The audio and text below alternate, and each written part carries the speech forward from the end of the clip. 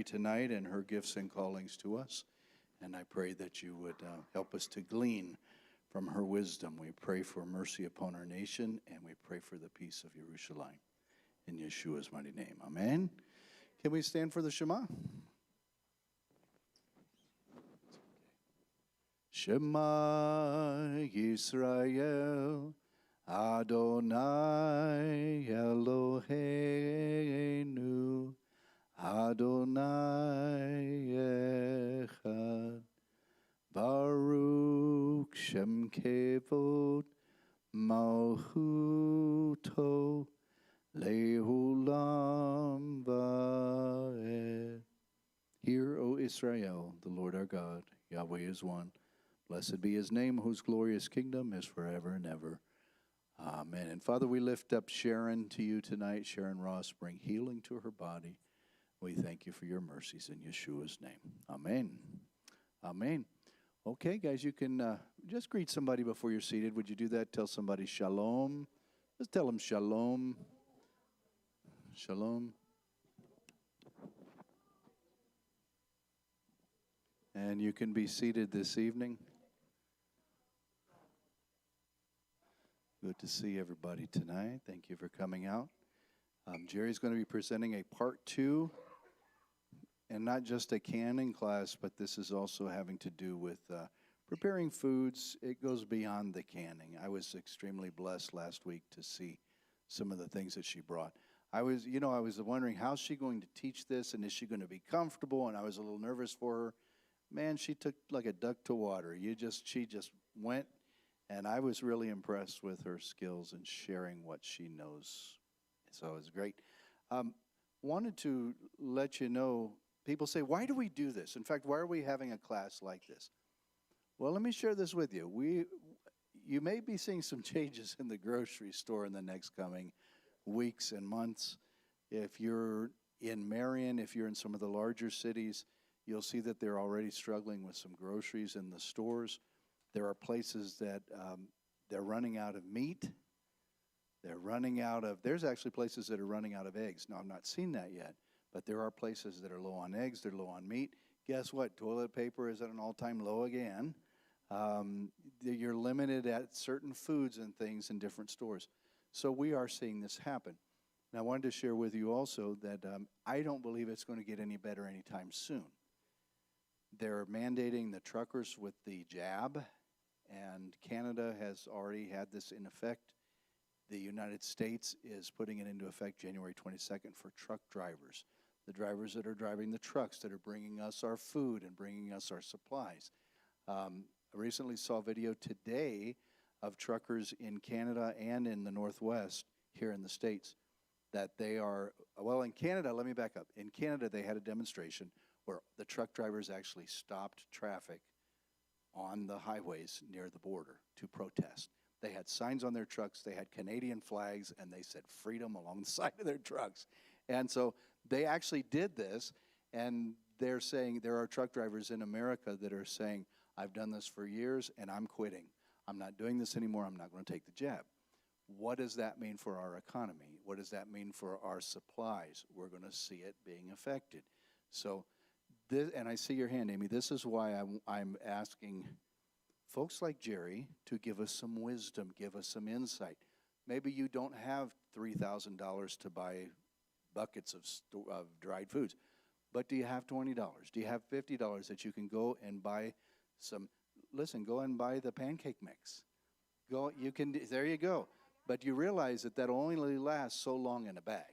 So you have to can these types of things. Flour, how about oatmeal? You can live a long time on oatmeal. And then there's people like Jerry that can show us, well, what can you do with that oatmeal? How do you prepare it? What do you throw in it? So these are things that we need to learn from each other. And I think this time is coming. We're here. We're in this. Especially with the change in seasons. You're seeing volcanic activity now. Anybody see the volcano explode? You realize they heard that 5,000 miles away in Alaska? It affected, as tsunamis were coming across the coast. They had tsunami warnings in California. Guys, I hate to sound like a doomsday person. If you're in Yeshua, be ready, is all I'm saying. Be ready in Yeshua. Amy?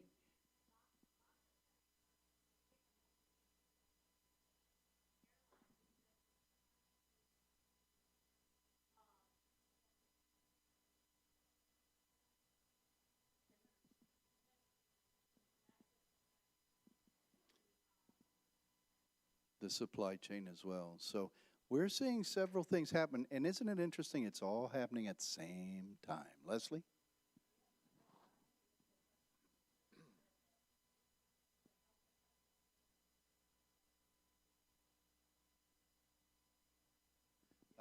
Interesting that you mentioned Washington State, because that's the video that I saw of the driver who's a trucker, and he was showing his route, and he said, I've done this, and he told what he brings and what he supplies. He said, I've been doing it for a few years. He said, I'm not doing it anymore. He said, this is my last run, and he was telling folks, watch. So we need to be ready not to make people fearful, but to say, this is a time where if you can get stuff, start getting it, put it away.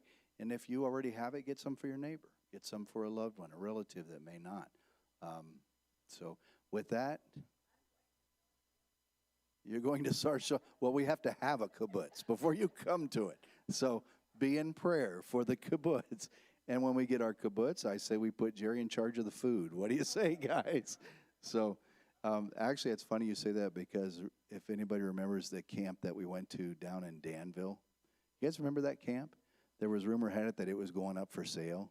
Wouldn't that be cool to have that place? So, you never know. Maybe something in the future. It's up to Yeshua. We'll see what he has in store. So can we welcome Jerry tonight, guys? Put your hands together. Tell her thank you. Thank you, guys. Thank you, Rabbi. See if I can get this on without breaking anybody's eardrums. Okay. Can you guys hear me? Okay. All right. Okay, before I start, I want to pick up where Rabbi left off with the Canadian border situation, but I want to read a scripture to you tonight out of Ecclesiastes. For everything there is a season, a right time for every intention under heaven.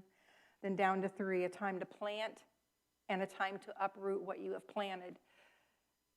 Guys, that's exactly what we're talking about with this whole thing. It's not just canning the food, it's actually growing the food, making sure that you have it yourself. Then on down to 9, what does the worker gain from his efforts? I have seen the task God has given humanity to keep us occupied. He has made everything suited in its time. Also, he has given human beings an awareness of eternity, but in such a way that they can't fully comprehend from beginning to end the things God does. I know that there is nothing better for them to do than to be happy and enjoy themselves as long as they live. Still, the fact that everyone can eat and drink and enjoy the good that results from all of his work is a gift from God. I know that. So that's, part of that, you don't want to be stressed about food. You don't want to see your kids, your loved ones, your neighbors going hungry. If you take the time to do this, it's not going to be an issue. Things may get tight. You may not be eating like you did 2 years ago, but you're going to have food, and you're not going to starve. I'm going to pick up where Rabbi left off a little bit with the Canadian border. In addition to that, mad cow disease has now been detected in Canada. They're culling a lot of their beef cattle. The bird flu in Asia, Africa, and now it's been detected on the East Coast in the USA. They're starting to cull chickens. Rabbi touched on, you may find it hard to get eggs, chicken in the near future. I think you're going to see it come pretty quick because they're already starting to cull the chickens. Well, if you don't have chickens, you don't have eggs. In Great Britain and in Europe, they're doing a massive cull on swine, which that probably doesn't affect a lot of us here. But they're starting to kill off the pork because of swine flu that is so rampant in the European and Great Britain areas. So, it's just something to think about. In addition to that, China came out the end of last week and stated that they're closing, not just cutting back. They're closing all 4 of their major ports. They said it's because of the Omicron variant, but I've been reading some other reports that they have a hemorrhagic fever that's started in China now, and that you bleed to death from this fever. There are 4 major cities of populations over 13 million in China. They've locked those 4 cities down too. So we're not going to hear the truth coming out of China, but just be praying about it. Look it up. Don't take my word for it. Again, go online and research. Do your own research and get facts for yourself. Don't take my word for it. I could stand up here and feed you a line I wouldn't do that, but still, you need to be checking out the sources for yourself and getting your own information. Okay, now tonight, before I start talking about canning, I want to talk to you guys a little bit about seeds. Yes?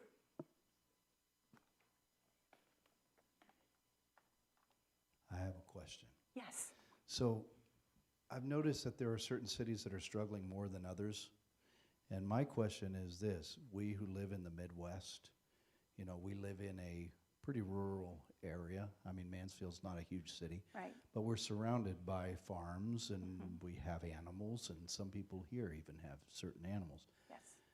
What are your thoughts as to how, do you believe that it's going to affect the larger cities more than the rural? Will the rural cities, like people who have chickens and things like this, will they be in a different place food-wise? What are you thinking? My gut level feeling on that is because the avian flu is so transmittable, there are many, many, many reports that an inspector leaving a property that's infected and coming onto your property can actually transmit all that to your chickens, your turkeys, your ducks, just from what's on his shoes, on his boots. So I think that, coupled with the fact that we have an administration right now that would like nothing more than to shut the entire nation down again, I believe that with my whole heart. I think they're going to use any excuse that they can to do as much damage to this nation before the next set of elections. So I'm not going to go political on anybody, but I don't think there's a safe area in the United States right now that's going to be free from this. It may take longer to reach us. It may take longer to reach the rural areas in the central part of the nation. It seems like everything starts on the East Coast and the West Coast and then gradually works its way into the middle. But I think we're all going to see some really hard times. So that's not thus saith the Lord. That's just my opinion. So, any other questions before we jump into this? Yes, Karen. Okay. Okay.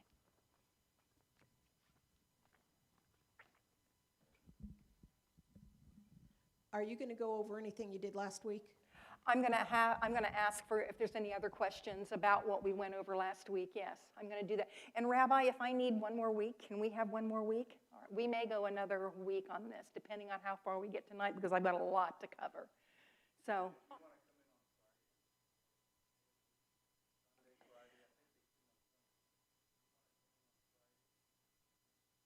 I do. I want to do a Friday and a Sunday workshop, but I'd like to move that on into February if that's possible.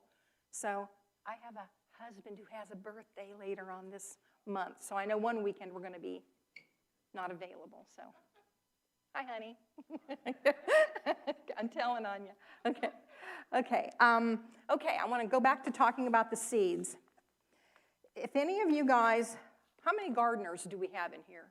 For starters, how many people garden in here? You know that seeds can be very expensive. Seeds can be pricey. I have 51 packs of seeds in here that I just bought this week. I just went out this week and bought them.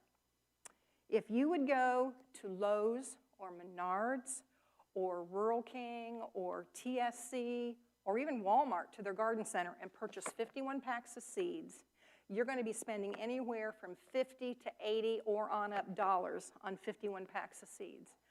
I am telling you, these are new for this year's seeds. I have $12.75 in this whole case of 51 packs of seeds. I can stand behind these seeds. Mike and I have planted these seeds in our garden for the last 5 years. We've never had a problem with any of them growing. These seeds come from Dollar Tree. They're 4 packs of seeds for $1.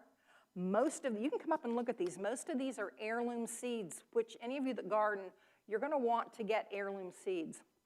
And the reason for that is they stay true to their kind. If you have hybrid seeds and you plant them, they're going to produce and the food's going to be good. But then if you go to save that seed to plant the next year to grow, a hybrid is a blending of at least 2 different types of corn or 2 different types of beans or 2 different types of tomatoes. It can be even more than 2. The thing is, you're going to get fruit from that, and yes, you can save seed from that, but when you go to plant that the next year, you don't know which of those 2 or 3 varieties you're going to get. You're not going to get what you got the first time you planted it. The first time you plant that hybrid seed, you're going to get what it says. But after that, you could get any of the plants that they blended to form this one hybrid plant. So I don't recommend hybrids. I recommend heirloom seeds, and pretty much everything in here is an heirloom. Yes?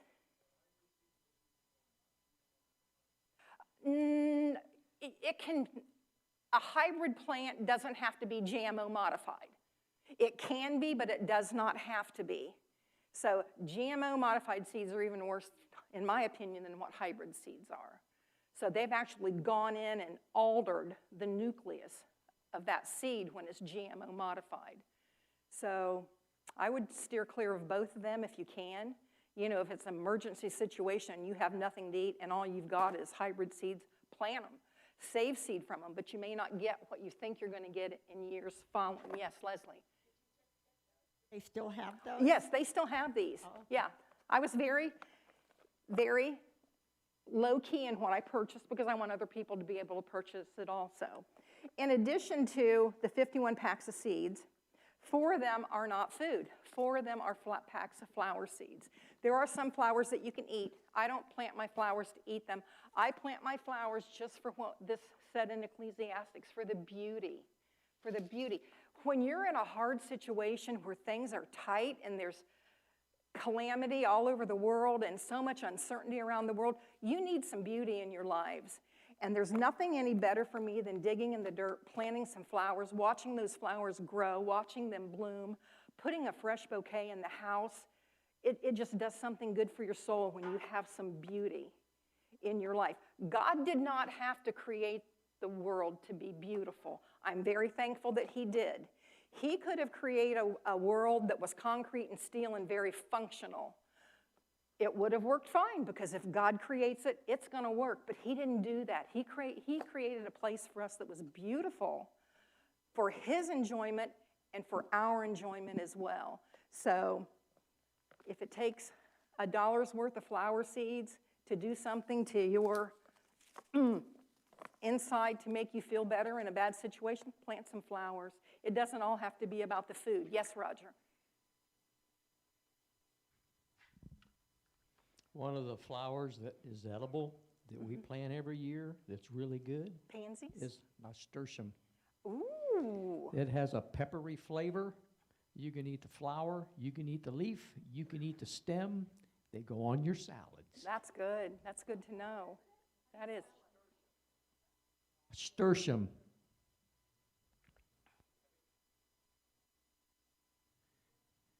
Nasturtium.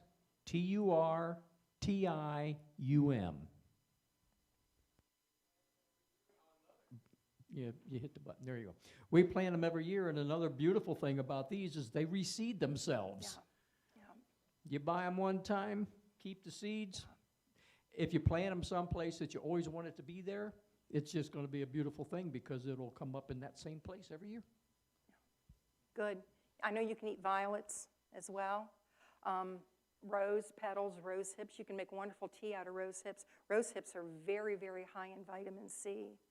You can make tea with the rose hips. You can take pine needles off of white pine trees. Almost every pine and spruce tree that there is across the whole spectrum is loaded with vitamin C and is safe to make tea out of. So that's just good to know if you have pine trees on your property. Yes, Roger? Speaking of the nasturtium, and you said vitamin C, the nasturtium is a pioneer plant. It was incredibly high in vitamin in iron. Oh. But there are other vitamins in that plant, but the pioneers were using them for the iron value.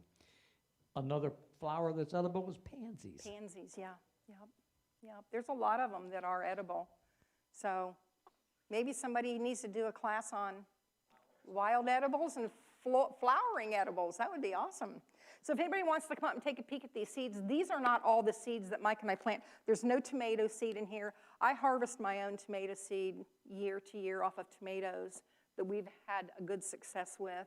So there is no tomato seed in here, but you guys are welcome when we're done to come up and take a look at this. If somebody were to tell me I could only plant 4 things in my garden this year, the 4 things that I would plant would be beans, because they're very prolific. You can save the seed. And what I do is my very last picking of the season isn't a picking that I pick to can, freeze, or eat fresh. I let those bean pods completely dry out on the plant. When they're completely dry, I pick them, I open them up, I pull out the bean seeds that are in them, I spread them out on a paper towel, and I let them continue to dry. And you plant them then the next season. You can do that with a lot of vegetables. So if green beans or beans in general would be one thing that I would plant. Another one that I would plant would be potatoes, because potatoes are a complex carbohydrate, and you need that. Especially weather like this, if you're outside doing a lot of working, there's going to be probably a lot of people that are not working their normal jobs, but working to maintain their home, their homestead. You need those complex carbohydrates. So potatoes would be the second thing that I would plant. Yes, Rabbi? So to interrupt on that, on the potatoes, okay, so here's just a question. If you don't can potatoes, how would you store them to make them last long? Because usually they don't last very long. I can potatoes, but you can also dehydrate your potatoes. The thing that you need to keep in mind, if you're dehydrating your potatoes, you need to blanch them in boiling water for 3 minutes, take them out of the boiling water, let them drain in a colander so that they're completely dry, that they're not damp on either side, and then put them into your dehydrator and dehydrate them. You can do like the julienne shreds, you can do slices. You can do slices, and then when it's completely dried, put it in your blender and pulverize them for like instant mashed potato flakes. So, and I want to talk about the way my mom and my grandma used to dehydrate too when we get to this. That was a good question, Rabbi. Where was I? Okay, all right, Roger. How do you collect and save your tomato seeds? How I save mine, I'll find a nice, plump, beautiful tomato that I would rather eat than save. I cut it open into slices. I push the seeds out into a cup.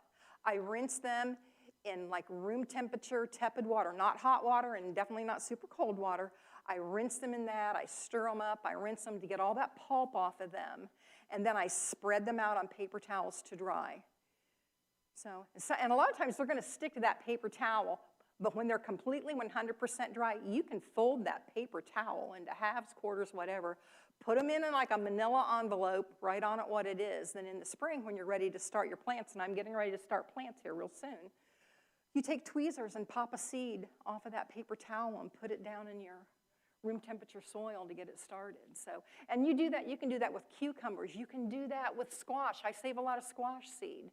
So, and squash is probably one of the 4 things that I would make sure that I had if I could only plant 4 things. Another one would be squash, because there are many hard varieties of squash that will winter over. We have butternut squash in our kitchen right now from probably August of last year that were mature and picked in August, late last summer. And they're still as firm and hard and fresh as the day that they were brought in the house and put in the baskets there. So squash is another one.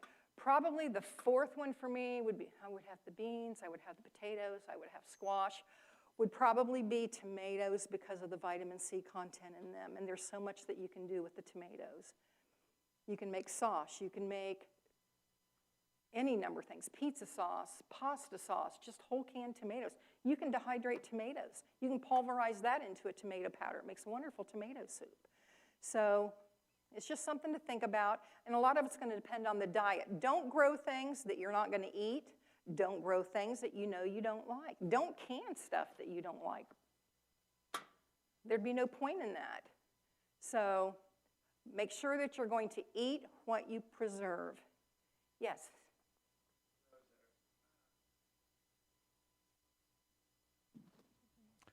How big of an area of a garden are you going to need to do at least 4 things? To do at least 4 things, what would you think, honey? Probably a 12 by 12, a 12 by 15, if you were just going to do 4 basic.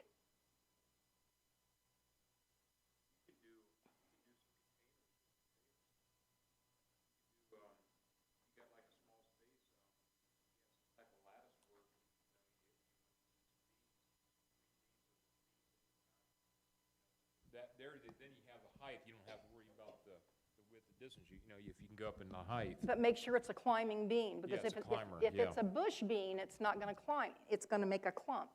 It's not going to do climbing. It's not going to save you any Right. space. Certain bean, yeah. Cucumbers will climb, won't they? Cucumbers will climb, yes. Do as much, if you have limited space, do as much vertical gardening as you can. Absolutely. So it's Yeah. going to save you a lot of space in the ground. Potatoes need a lot of space. We're going to try something different with our potatoes this year. Our daughter gave us some big cedar half barrels. We're going to put compost and soil in those. We're going to plant our potatoes in those this year. The way I figure it, with the dimension across on these half barrels, you could easily put 6 potatoes in each pot. It's not uncommon to get 5 to 7 pounds of potatoes off of one plant. That would be 35 pounds in each tub, in each half barrel. Mike and I, over winter, Mike and I probably go through 50 to 60 pounds of potatoes over a winter. It would be very easy to grow that many potatoes. If you're a family of 1, a family of 2, a family of 3, it would not be that hard to grow that many potatoes. And they winter over very well. If you have a cool basement, or if you have a heated garage that's not heated super warm, but just so that nothing in it freezes, you've got the perfect space to store things like potatoes and onions and anything that can be stored in a cool environment. Yes? Oh, sweet potato. Oh my gosh, sweet potatoes are so high in nutrients. Yes. Mike and I could not find any sweet potatoes last year. Plants already started, or slips. And for some reason, we bought organic sweet potatoes. We could not get them to form slips. So I don't know. The bag said they weren't GMO, but how do you know? It said they were organic. How do you know? Because we did not get one slip off of them, and normally you would get an abundance of slips off of a whole 3-pound bag of sweet potatoes. We got none last year. So Yeah, think vertically if you want to, grow stuff. And a lot of times, like herbs are annual, or they're not annual, they're perennial. They'll come back every year. So once you get them started, they'll go. And we leave ours out all year. We live in a container, don't they? And we get rosemary, thyme, parsley. now parsley won't come back every year. Basil will not come back. Okay. Our winters are just too hard. Oregano, I can't get to winter over in our climate either. But rosemary and thyme and chives and peppermints, all types of mints, they all winter over very, very well. So, and there's all types of medicinal benefits to all these herbs that we're talking about too. It's not just to make your food taste better. I'm a firm believer God put everything on this earth that we need for our health and our healing. And I'm telling you what, herbs is one of those things. There's so much you can do with herbs if you dry them, if you infuse them in oils, if you infuse them in vinegars. There's so much you can do with them that's so beneficial for your health. Yes, Karen. Okay, somebody get a microphone to her. So. When you were talking about the sweet potatoes, you were saying slips. What is a slip? You take a sweet potato and you poke toothpicks in it, and then you put the pointy end down in a glass of water. And eventually you should get these little tiny sweet potato plants that start growing out of where the eyes on that sweet potato are. We did not get one slip last year off of a 3-pound bag, so something was not right with those. So. You've done it with celery too? Celery heart? You can regrow a celery heart. If you have a stalk of celery, you cut the bottom off that's got the root, the fiber on it, you put that in soil, that will regrow celery plants right up through the middle of it. So. If you're not sure about something, we don't know everything, but just try it, man. You just put it in some water, soil, and just try it. What do you got to lose? And it might take off. You might learn something in the process. And I've seen people do that with celery. It'll get tentacles out, and then then you got food all the time.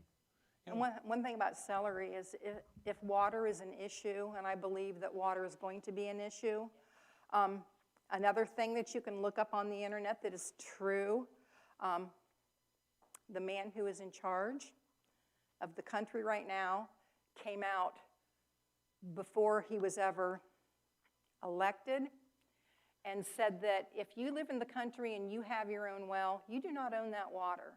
You own the well, but the water belongs to everybody. And I'm telling you what, it's being set up. I believe it with my whole heart, that if you have a well, we're going to see the day when they come onto your property and start taking the water out of your well to use for other things. I believe it.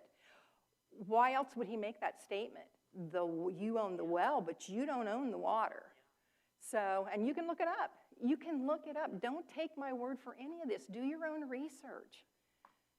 Yeah, I think so many times people, you could tell, and that's partly what's wrong with our nation right now, I believe. You could tell somebody a story and they're going to believe it. They're not going to search it out for themselves. But we need to. We need to be, what does the Bible say? Or to be wise as a serpent, but gentle as a dove. So we need to start doing our own research. Yes, Leslie. One was all about they want to confiscate all the farmland Yeah. from everybody. Yeah. That's their plan. Yeah. But, Yes. yeah. Yep. And Mike's and my one concern is because it was stated early on in his presidency that if you own property, if you own land and you're doing nothing with that land can be confiscated and used for the better good of the community. Mike and I have about 8 acres that we aren't doing anything with right now. We just have it in prairie, basically. We've talked about things that we want to do with it, but we haven't done anything with it yet. Is the day coming when they're going to come in and take that land because we show making no revenue off of it? We pay taxes on it, we own it, but we're not showing any revenue that we're making off of it. We're not showing through FSA that we're growing anything on it. Is it going to be a situation where they can come in and take that land and put up high-rise apartment buildings on it? Something to think about. Something to think about. And I'm getting off track here, so I need to get back on track. Anybody that wants to come up and look at these seeds after we're done, feel free to come up. Before I start in with the dehydrating, are there any questions about the canning that we discussed last week? The pressure canning or the hot water bath canning?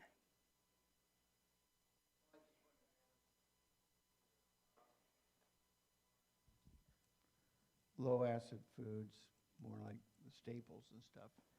For those of us, it's all very new, and we don't have an army to feed, like Carol and I and stuff. What would you recommend what would be the most appropriate and advantageous thing for us to have? For low acid foods? I usually always add, for a quart, a tablespoon of lemon juice to anything that I add that's low acid, whether that be meat, whether that be vegetables. You're going to be hard-pressed to find a fruit that's not high enough in vitamin C to hot water bath can. If you have questions, you could still go ahead and pressure can it in any one of these types of pressure canners. But vegetables like, you said that you like Brussels sprouts. Brussels sprouts are so low in acid. I always add a teaspoon and a half of lemon juice to a pint or a full tablespoon to a quart. Beans, I add lemon juice to the beans. So anything that's low acid, I will add. And if you don't want to use lemon juice, you can buy at the store. It's a white powdery substance. It's all natural. It's called citric acid. You can put the citric, some people prefer the citric acid. Some people prefer the lemon juice. I'm an old schooler. I do the lemon juice. So, but they both work. And when you're pressure canning it, you don't really taste the lemon in it, but I'm one that I like a little bit of lemon in my vegetables. I like that taste. So that doesn't bother me at all if you can pick up a little bit of the lemon taste. Yes, Karen. So in order to get started, how's the best way to get started with all this? If you have never canned before, you've never canned anything, Karen, I would probably start with hot water bath canning and then move into a pressure canning type situation. Yes, the hot water bath canning is for foods that are high in acid, fruits, jams, jellies, tomatoes, anything that you're going to put in a salt and vinegar brine, relishes, pickles, like the cowboy candy that we're going to open and sample tonight. So there's a lot of vinegar in those. Vinegar is a preservative. So it's going to depend. You can look up on the internet how long you need to do pints, how long you need to do quarts of anything you would want to be water bath canning. Them in the jars, you put them in water and then the oven? No, not in the oven. You put your jars, you have to have something in the bottom of your pan. I use one of my big metal racks from either one of my big canners there. I put it in the bottom. I put my jars in, and then I begin to add the water. You want the water in a hot water bath canner to be at least 1 inch above the top of the jars. So after you get the water in, you put the lid on it, you put it on the stove, you turn your heat on. You don't want to crank your heat on high right away. You want to start at about a medium-high heat. You want to bring it up to a rolling boil. And then depending on, like my jams and jellies, a lot of them are only 15 minutes in the hot water bath canning. The pie fillings that I do, if it's pints, 15 to 20 minutes. If it's quarts, like I water bath can the grape juice from the grapes that we harvested off of our arbor. Because this is a quart, I did this for 20 minutes in boiling water once the water came to a good rolling boil. So, but you can find all of this information as far as times on the internet. So, or give me a call. I'll let you know how much time it is. Any other questions about the canning? Okay, do you guys want to try some samples, or do you want to go right into the dehydrating? Dehydrating, okay. We may do samples after I'm done talking tonight. If you guys want to stay a little bit longer after we shut off the recording, we'll do some samples. This is a dehydrator. This runs off of electricity. I want to talk to you a little bit about how my mom and my grandma dehydrated and how we may find ourselves dehydrating in the very near future if you don't have power. My mom and my grandma used old screens or old screen doors with the screen in them. They made sure they were clean. You would put your fruits, your vegetables on top of the screen. You would put another screen door or window screen, whatever, on top of that, clamp them together, and then they would take them up to the attic or to the upstairs of the house or outside on a picnic table in the hot sun, elevated up off the table a little bit to get the airflow. They didn't have electric dehydrators, but I'm telling you what, they dehydrated everything they could get their hands on the very old-fashioned way, just using screens, and it works. One of my favorite memories as a little girl was going to my grandma's house in the fall because they always had orchards, their own fruit, and I loved to sleep in the upstairs bedroom because in the fall, it always smelled like pears and apples because she would have rooms full of pears and apples dehydrating upstairs in the fall. You don't have to have an this is convenience. You don't have to have this. If you can have it, it's great, but it's only good if you have power. If you don't have power, you can't use it. I'll just set this here. Mine has, I actually have 2 of these. I only brought one with me. There are 4 trays inside this one. I purchased additional mats for inside mine because you can see how big these holes are. Some things like peppers, blueberries, when they dehydrate, they're going to get stuck in some of these holes. If you have these, and you don't even have to have these, you could use cheesecloth. You'd get the same effect. You'd have to keep washing it because it's going to get stained. But you don't have to have these mats. I prefer them just so it makes it easier when your product is done. You can do jerky in here if you're a hunter and you have venison. You can do jerky in your dehydrator. There's a setting for vegetables. There's a setting for fruit. There's a setting for nuts and seeds, for crafts, for meats, fish, and jerky. I wouldn't use wax paper because the airflow isn't going to go through it. You want that with cheesecloth. You're going to get that airflow that's going to go through. That's what is going to do the dehydrating, is that constant airflow going through them. So these are examples of things that I dehydrate. These are red, yellow, and green peppers. And this is part of my working pantry. We use this stuff when I cook. Throw a handful of this in your pasta sauce. Put some on top of a pizza. Put it in your rice. We use these things. This is my herbs. I take all my herbs, I dehydrate them, I crush them up, I put them in jars like this. I give them as gifts to people because we have so much. I probably have 3 of these every year, this size just for Mike and I to use over the course of a year, plus what we give away to people. And I'm telling you what, you're not going to find anything in the store in those little jars that's going to compare to what you grow and dehydrate yourself. I even take garlic and dehydrate it and pulverize it and mix that in here. I do the same thing with onion. I dehydrate it, I pulverize it, put onion powder in here. If salt's going to be an issue, you can even put some sea salt in here and already have that in your herbs to use if you think salt may be an issue. And like we talked last week, it very well could be. These are the big Michigan cherries, dehydrated. This is like candy in a jar. These are so good.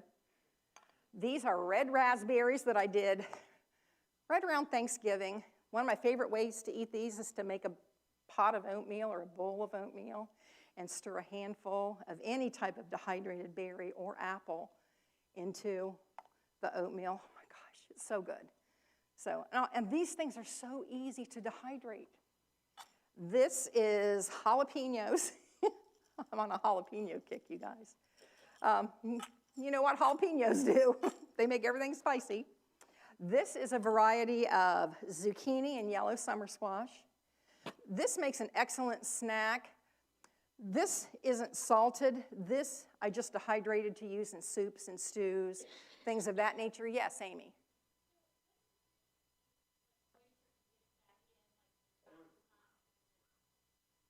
I've never had an issue. Once it's dehydrated and you've got all the moisture out of this food and you put it in a sealed jar,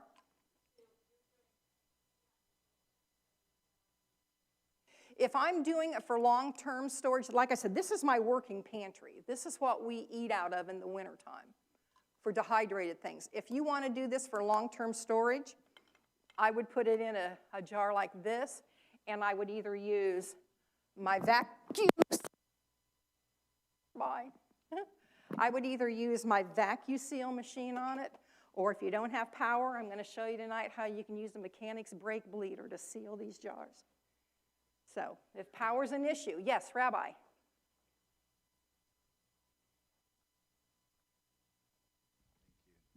So when you say we decide to dry out berries or whatever, you don't have to can them. You can actually just put them in a thing and just put the lid on them. Yes, yes. And they'll last. And they'll last.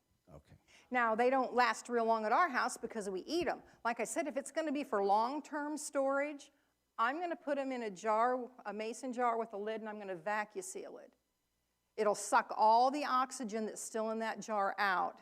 Oxygen is what's going to make your food not last as long, but because this is from my working pantry, this is stuff that I cook with all the time, I'm not going to take a handful of mushrooms out, put them in some sauce, and then reseal this jar with the VacuSealer. I'm not going to do that because we're going to go through these things so quickly. You don't need to. Without VacuSealing this, it's safe to say that all of this here that has been dehydrated is going to give you probably a 2.5 to a 3 year shelf life with not sealing it up at all, just putting it in a jar and putting a lid on it. Yes, Leslie?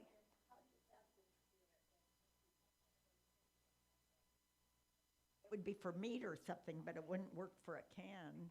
My VacuSeal has come with a top for wide mouth lids and a top for regular mouth lids.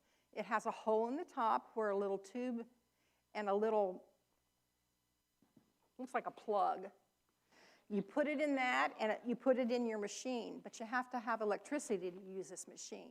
You can do the very same thing with the mechanic's brake bleeder. No electricity involved. We're going to demonstrate how to do that tonight, so we're going to show you how to do that. So, did that answer your question, Leslie? Okay, okay. I like my VacuSealer. If I had to give up one piece of equipment up here, it would be the VacuSealer. Number one, the bags are very, very expensive. Very rarely do I even use the bags because so much of what I do in jars. And with the brake bleeder, I don't need this to seal jars. All I need is that brake bleeder. And the hose and the tubes that come with it, that's all. That's all you need. Yes, Rabbi?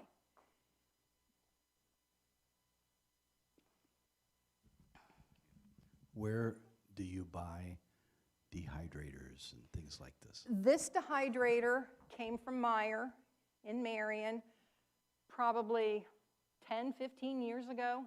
This is a dinosaur, so, but it still works great. So I think Walmart carries dehydrators. I know Rural King carries dehydrators. I'm assuming TSC does as well. I haven't looked at TSC for one. But Rural King is just around the corner from us, so that's usually where I go, but they do carry them.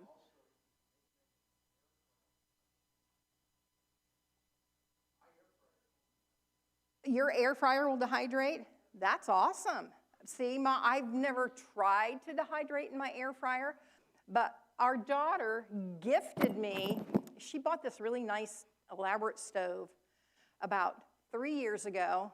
They decided they wanted gas instead of electric and said, Mom, when our electric stove comes in, if you want this stove, you can have it. And I'm going, yes, I'll take that. So it's got a convection oven and a regular oven, but it's also a dehydrator. Not only can I use this, but I can fill my whole oven with things and push the dehydrate cycle on it and dehydrate right in my oven, providing you have electricity.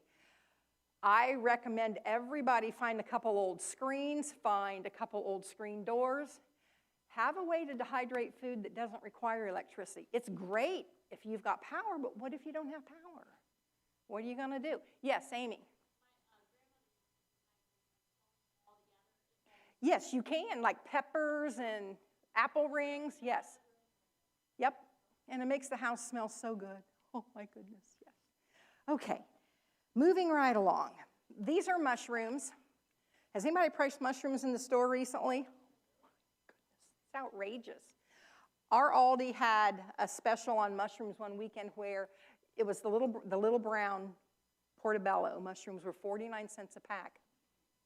We went in and bought a whole big box case of them and took them home, and I did a whole big box case dehydrated down to this jar full.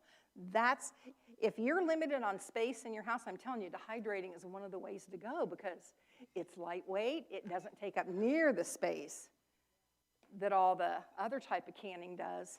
So, and it's good, it tastes good. Well, jars are just off the hook right now. So, true, yeah, the thrift store, the garage sale. Somebody said, was it you that told us last week about the Amish? Buying the jars at the Amish? Was it your son? Linda's son mentioned last week that the Amish every year sells old canning jars for a little bit of nothing. I'm telling you, we need to take a road trip to Amish country this year. So, and you're going to find that lids are worse than what the jars are. We found one package of the wide mouth bands and lids at Rural King.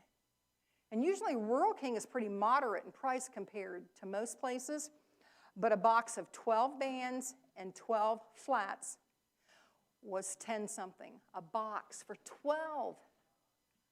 A case of 12 quart jars right now, which would come with the bands and the flats, is anywhere from $13 to $15 a case, depending where you buy them at. They're outrageous at Kroger. Don't even look at Kroger. Right now, probably the best price on canning jars is going to be Walmart or Rural King.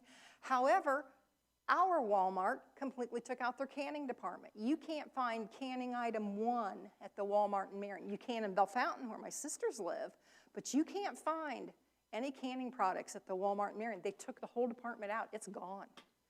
So, yes.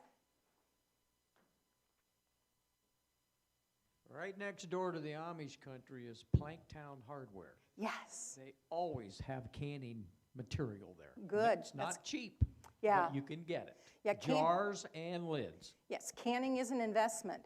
But once you have the jars are going to last you years and years and years and years. We talked last week about ways that you can even use your flats over again. And I brought the jar key tonight that Mike found on the internet and bought for me. That is a great way if you do want to use your flats over again. It's very safe. It does not damage the lid in any way, shape, or form. We'll use that tonight when we open some of these jars. So we'll use it tonight when we open it.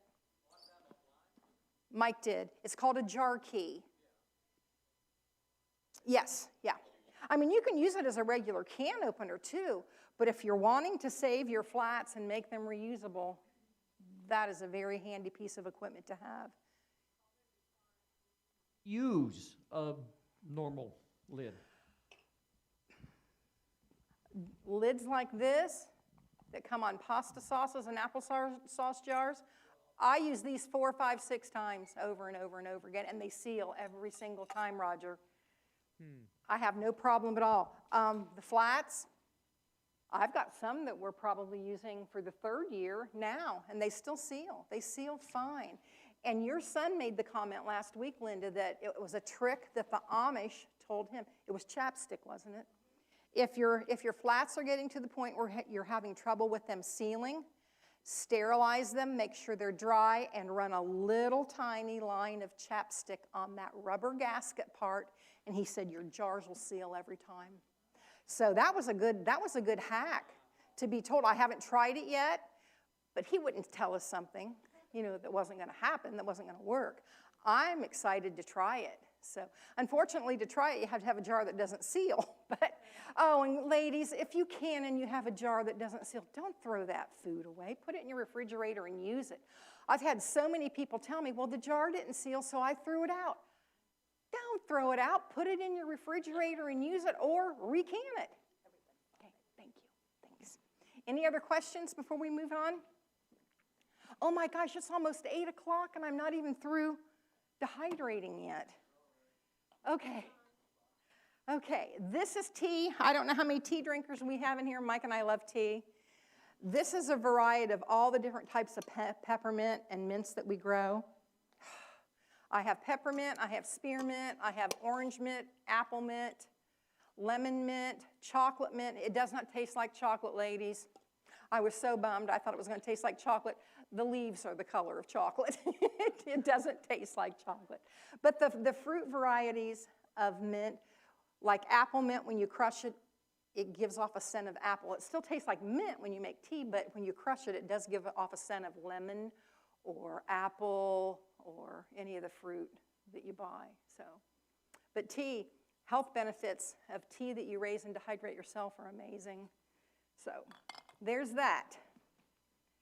These are blueberries. This is another one of my favorite. Oh, toss some of these in a bowl of oatmeal, or just put them in orange juice, let them rehydrate in some orange juice, and then make a loaf of orange blueberry bread. Oh, it's to die for. It is so good, so good. Which we'll get into the fermenting. These are apples. I brought a bag of apples. After we stop recording, I'll put some of these out on plates if you guys want to try them. These are so good just to eat as a snack. They're good to rehydrate. You can make pies with these, cobblers with these. You can do anything with these that you do with fresh apples. All you have to do is reconstitute them and use them, or just eat them like a snack. That was where I was going with this, as a snack. These aren't salted. These are the zucchini and the yellow summer squash that we use in sauces and soups and stews throughout the winter. This is my last jar. I probably had 3 of these when I started at fall, and that's how, we eat from this. It's not just something to put in the cupboard and look at. We cook with it. We use this stuff. But if you want this for a crispy, crunchy snack, when you fill your trays up, sprinkle a little tiny bit of sea salt on them before you ever start dehydrating them, and dehydrate them. Oh my goodness, it'll be a crunchy, salty snack that's really, really good. So, just an FYI. All right, I think that's about everything on the dehydrating. Are there any questions on the dehydrating process? Yes, Terry. Okay, get the microphone, Terry. There you go.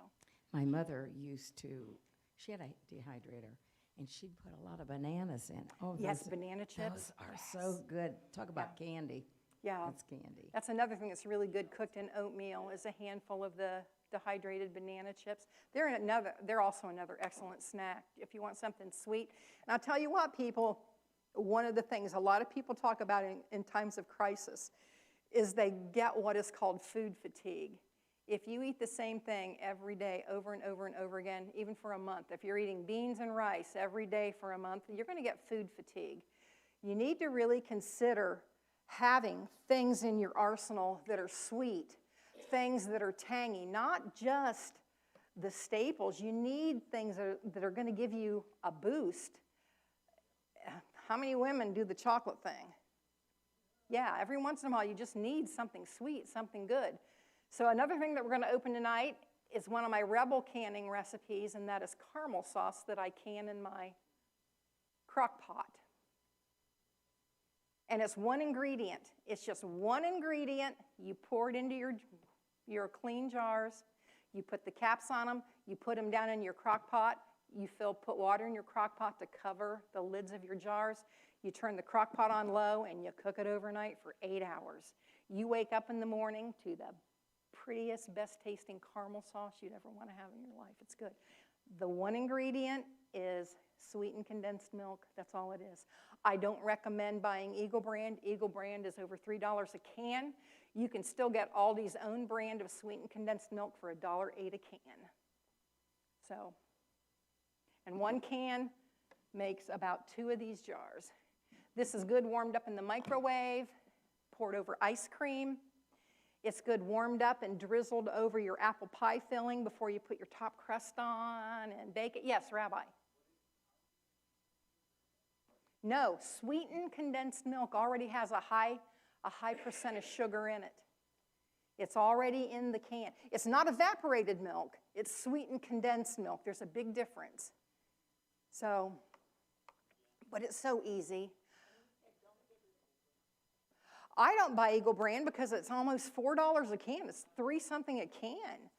Aldi's own store brand of sweetened condensed milk is still $1.08 a can. Anyway, the last time I bought it, which was right after Thanksgiving, it was when I made this, it was $1.08 a can. So, and it tastes good. We'll open it and do samples tonight too. So, Rabbi, you wanna bless us? You wanna say the blessing over us? And then we can, if you don't care, we can continue after we stop recording? Okay. That sounds good. Okay. Avinu Malkeinu, Father, we bless you this evening. Thank you for your wisdom that you give us, and we thank you for our sister in Messiah that Thank you, God. brings a good word, and just pray that you continue to bless and keep us in Messiah Yeshua's name. Amen. Amen. Amen. Okay, so next week, guys, we'll pick up with, if there's any more questions about dehydrating, we'll touch on dehydrating again. Then we're going to talk about fermenting. Remember how tiny our bread starter was last week? It was about this much in the jar. I've been feeding it every day, and we now have this much. Oh, and you can smell the yeast in it, too. All this does, there's no yeast in this. It just captures the wild yeast out of the air. There's no manufactured yeast in this. You take unbleached flour, and I use distilled water. I don't use tap water. If you live in town and your water's chlorinated, you do not want to use chlorinated water because the chlorine in the water is going to kill any yeast that you're trying to capture out of the air and grow in your bread starter. So you don't even have to use unbleached flour. I just do. You can use all-purpose flour. You can use whole wheat flour. You can do einkorn. I wouldn't recommend rice. For some reason, rice isn't real good at drawing in the yeast from the air. It's just real hard to start a bread starter with rice flour. I would not recommend that. But einkorn, whole wheat, mixed parts whole wheat, all-purpose. I just like the unbleached because if I don't want chlorine from city water in my bread starter, why would I want bleached flour in it? To me, it's about the same difference. Yes, Leslie. I usually use a half a cup of the starter. And when I start handing out samples of this, I'll tell you how to treat it when you get it home. Once you get it home and get it good and healthy and get it multiplied in volume, you don't have to feed it every day. You can put this in your refrigerator and only pull it out and feed it once a week. You can make pizza crust with nothing but the starter that is in this jar. It makes the best pizza crust. You dump probably a cup you would have to use in a cast iron skillet that has been preheated in your oven. You just dump the starter all by itself, smear it around in the pan, in the skillet, put it back in the oven, let it bake 5, 6, 7 minutes. Pull it out, drizzle a little bit of olive oil on it, sprinkle a little bit of salt on it, then add your pizza sauce, your veggies, whatever you want on top of that pizza, your cheese, pop it back in the oven and bake it. And the only thing the pizza crust is this. You can make English muffins, you can make pancakes, you can make loaves of bread, you can make brownies. I mean, it's endless what you can do with this. So, but women, when, I know I've heard my mom and my grandma talk in years past that when my mom got married, my grandma gave my mom a starter of her starter that her grandmother or mother had given her, whose grandmother or mother had given her.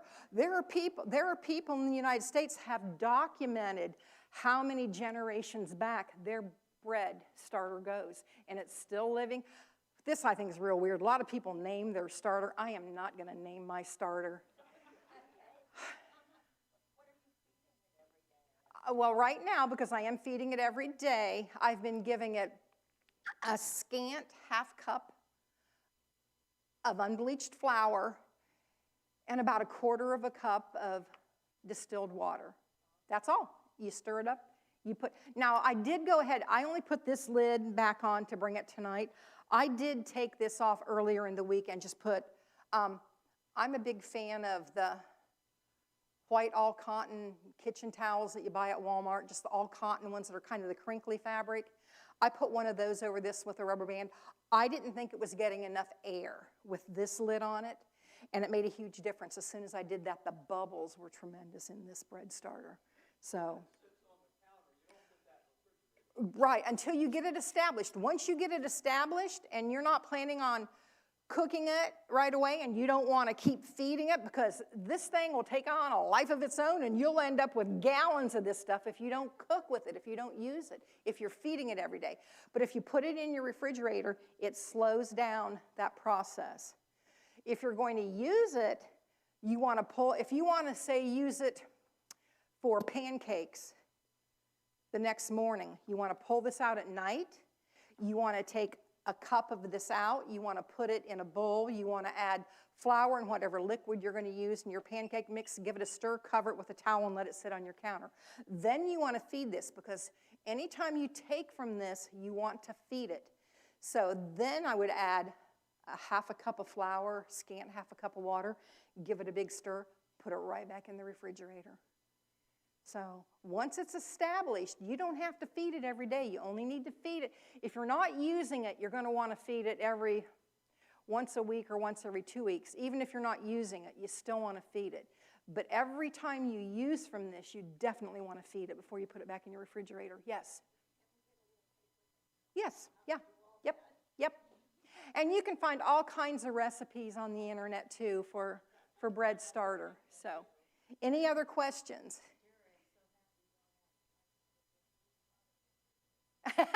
Lulu? Yeah, I don't think I'm ever going to name my bread starter. I just think that's kind of weird. But a lot of people do because it's alive. Well, I'm still not going to name my bread starter. I'm sorry. I'm not going to do that. Oh, and my favorite thing to talk about is rebel canning, and doggone it, we didn't get to that tonight. That'll be kept for next week. So, well, then we'll probably not open the caramel till next week because that's part of the rebel canning. Oh, we can open it tonight, and I'll bring another one for next week. How's that sound? Okay, how many jalapeno lovers do I have? Okay, anybody that wants to try the cowboy candy? Come on down.